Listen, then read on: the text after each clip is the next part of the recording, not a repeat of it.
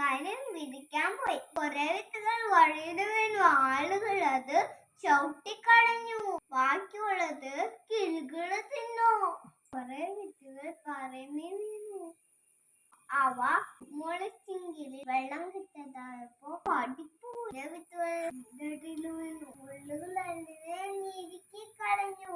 കിളവാനുള്ള നിരത്തിൽ വീണു. അത് വളർന്ന് 100 വളർന്ന വിത്ത് ദൈവവചനം. നമ്മുടെ ഹൃദയം ചില കുഞ്ഞുങ്ങൾക്ക് ഇഷ്ടമല്ല. വഴിയിൽ വീണ വിത്ത് പാറ പോലെയാണ്.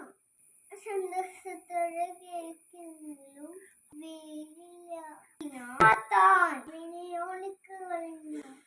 മുളകിടയിൽ വീണ പാവം വിത്തുകൾ പിരിഞ്ഞുപോയി. ദുഃഖങ്ങൾ, വേദനകൾ, ഭാഷകളെ വളവില്ലാതാക്കുന്നു. ഹൃദയത്തിൽ വീണ ദൈവം നമുക്ക്